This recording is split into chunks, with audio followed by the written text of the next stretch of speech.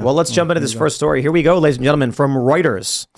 Georgia charges Trump and former advisors in 2020 election case. Hey, hold on there a minute, Reuters. Those were lawyers, not advisors. I guess you can technically say that they were advisors because they gave him legal advice as lawyers, but that's constitutionally protected.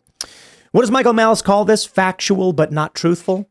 Yes, it's factual. They advised him, but they're lawyers. Former U.S. President Donald Trump was hit with a sweeping fourth set of criminal charges on Monday when a Georgia grand jury issued an indictment accusing him of efforts to overturn his 2020 election loss to Democrat Joe Biden. It's a 98 indictment listing 19 defendants and 41 criminal counts. Now, last night, we talked about how the Fulton County Court released the indictment against Donald Trump prematurely, took it down, called it a fictitious document, then denied it. Now what they're saying it was a sample document and it accidentally got published. It should never have happened. So they lied then or they're lying now, but take your pick. I think it's fairly obvious they were planning to indict Trump, bring these charges against him well before a grand jury was convened. And more importantly, they could have done it years ago. It is being done today for political purposes.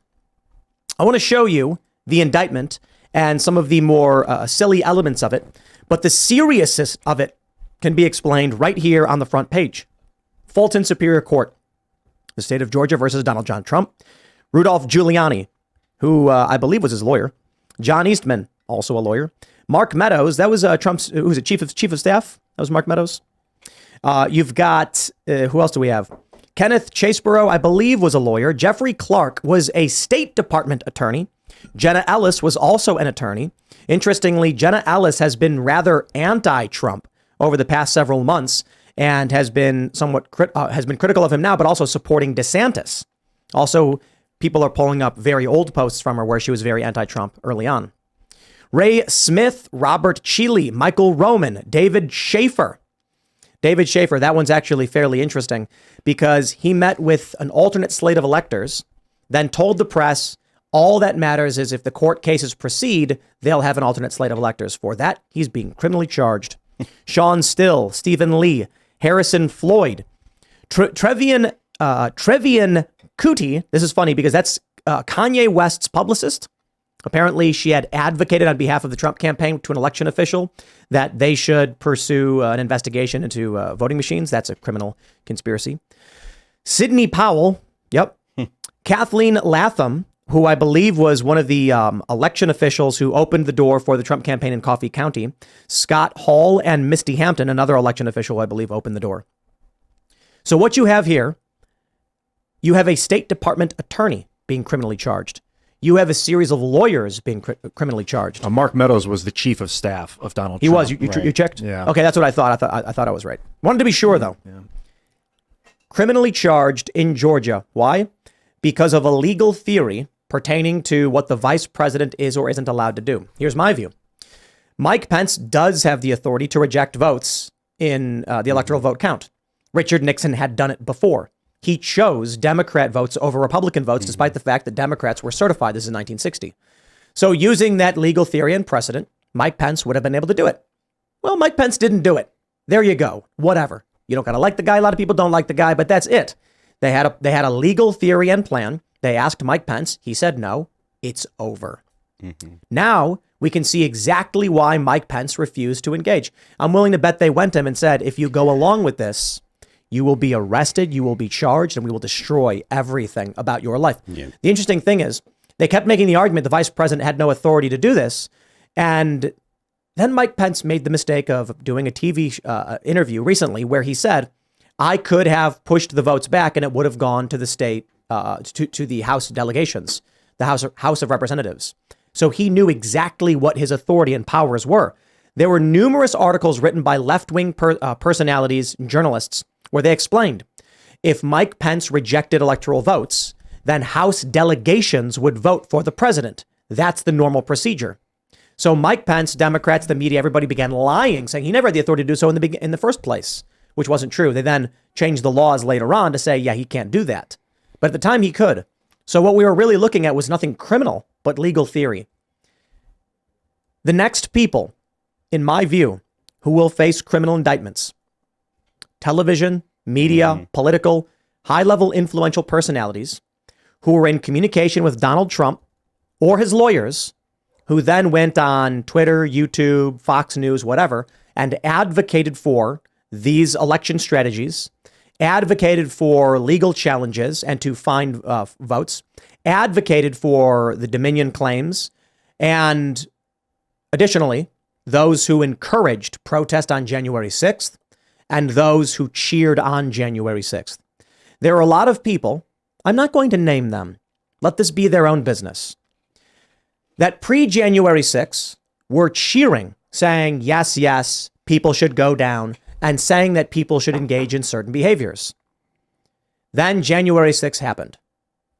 Some people actually cheered on what happened that day on social media, saying, why are people mad about this? You even had leftists. The Gravel Institute cheered for January 6th. Not that they advocated for it. Months go by, a year goes by, and you may notice that some of these personalities became hardcore DeSantis supporters and absolutely anti-Trump. I think there's a very obvious reason why. They were crying and shaking and begging in hopes that if they turn on Trump, the DOJ, the state level prosecutors will overlook them and not criminally charge them. Now, I can't say who necessarily holds those views. I think many of the people who turned on Trump probably felt that way. I'm not going to say I can tell you definitively any of these individuals. I will, however, point out Jenna Ellis, who turned on Trump recently, has been advocating heavily for Ron DeSantis and is now facing criminal charges and is trying to raise money. The sad thing here is that ardent Trump supporters are not the biggest fans of Jenna Ellis now, and so she has no support. She's raised a few $1,000s for her legal defense. I think she deserves a legal defense. But by turning on Trump and trying to go into the DeSantis camp, you're looking at mustering up, 10% of the GOP? Yeah. But does it matter at this point?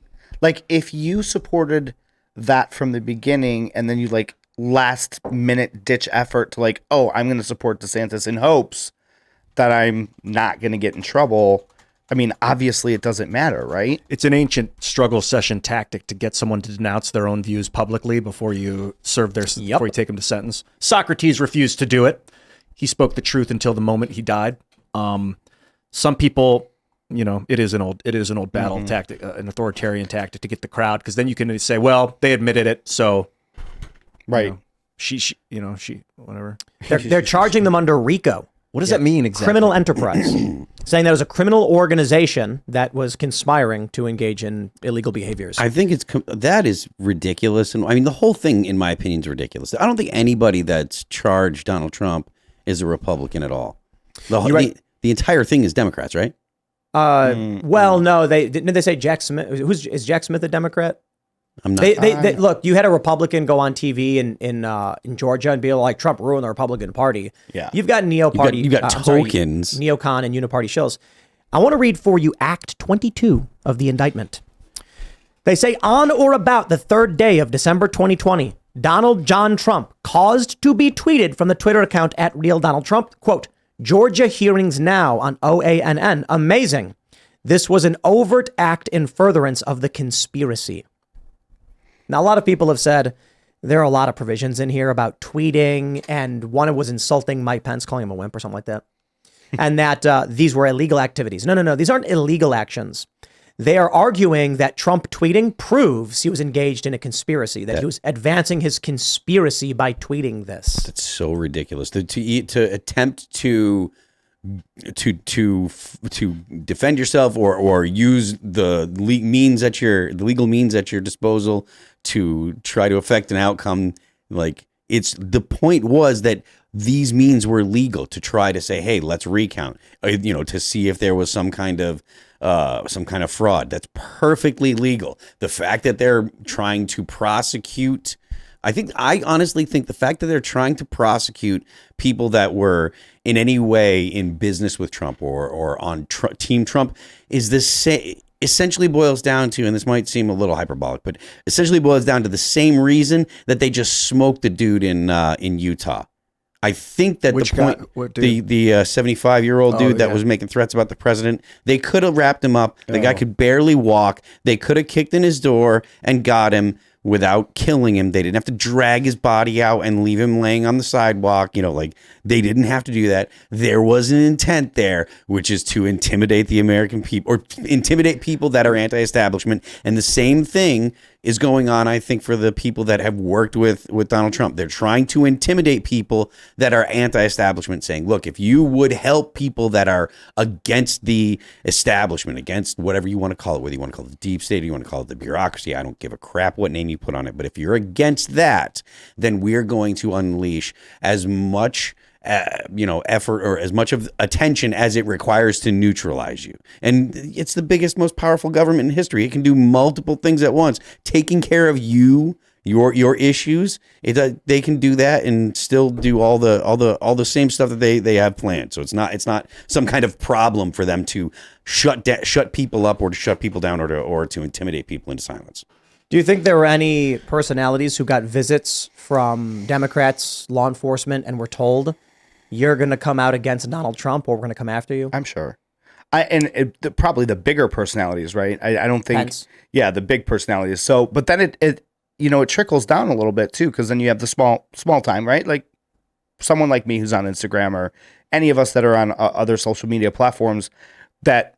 By the way, the Biden administration is using young Gen Z influencers to his advantage where we don't, or where the conservatives don't. But could they go after us too then? Could they go after the little guys? Sure, they do it all the time by banning your accounts. That's what they're doing. I honestly do think this is all about intimidation. Mm-hmm. I think that the reason that, like I said, that the dude in Utah got smoked, I think the reason they're going after all of the people that were associates of Trump and stuff like that, I think that it's something that the establishment wants. Look, they've said clearly after January 6th, there were former members of the intelligence apparatus. I forget the guy's name. I think it was Brennan was the guy that was on. But he was talking. He's like, anyone that has anti-government opinions or feelings, everyone in America that is right of center to some degree is anti-American or anti-government, right? They want smaller government. Even people that are like establishment right-leaning people, they're ostensibly smaller government, but like anyone that's like a MAGA person or a libertarian or any kind of anarchist or independents that want to limit the military-industrial complex, or people that want to limit the security state and the surveillance apparatus, all of those people are the enemy of the government now. But the problem is, I want a healthy government, and if that means it needs to slim down because the government has become obese, I'm okay with the government going on a workout program. They are not. You are the That's the problem, problem. Well, I don't agree. If the government wants to preserve itself, it needs to take itself seriously and restructure itself. But it's from got time the to guns. time. That's why we need to restructure from time to time as a unit. How do we do that? Well, Vivek Ramaswamy suggests that we cut the FBI. I think it's the FBI, and then send a lot of the, fire a lot of the administrative guys, but then move a lot of the necessary pieces to other parts of government, Homeland Security, CIA, Department of Energy. He has it listed, in fact, and I retweeted it. It's on Twitter. I'd love to point you to it. I'm on the same page with you, homie. Vivek is great. Like I think that he's a great candidate, and I think nobody that can say his name. The Cake Man. We got to call him the Cake Man because it's Vivek like cake. We got to call him the Cake Man, so that'll stick to get people to remember. Anybody that runs or anybody that has an opposing opinion from it, this is my opinion, from this current administration or the left, is automatically they're like, no, because they've now thrown out all these racist, homophobic, xenophobic, like all these words. If you're for some reason anti-government, we're seeing it now that people are thinking that the American flag makes you racist, and like it's a never-ending no matter who you are. If you come out against the current administration, you're wrong, whether it's Vivek. Sorry about that, Vivek. He forgives you. Yes, thank you. Or anybody else. They're even doing it to Kennedy, and he's one of them.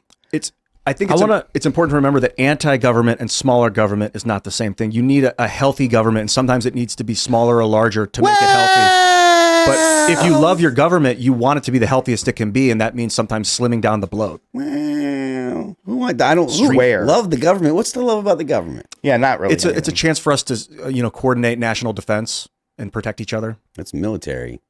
and economic, transportation. Obviously, I'm as a libertarian kind of leaning kind of guy. I want the smaller government. So as much cutting as you can do, I'm going to be down with. So Yeah, Guys, I'd like let to me start. Oh yeah, I want to show you a few examples. So we did get a super chat. Virtual Rifle says, read Act 156. There's a handful of acts in this in furtherance of the conspiracy. One of them is a good example, Act 156. Donald John Trump committed the felony offense of solicitation of violation of oath by public officer when he said to Brad Raffensperger, a public officer, quote, decertify, I'm sorry, he said, I want to make sure I'll just read it. Public officer, he asked him to engage in conduct constituting the felony offense of violation of oath by public officer by unlawfully, quote, decertifying the election or whatever the correct legal remedy is and announce the true winner in willful and intentional violation of the terms of the oath of said person as prescribed by law. That's probably the perfect example of what this is. Donald Trump said to the Secretary of State, engage in the correct legal remedy for what is going on. And that is a violation of your oath of office or solicitation of a violation of oath of office to ask someone to enact correct legal remedies.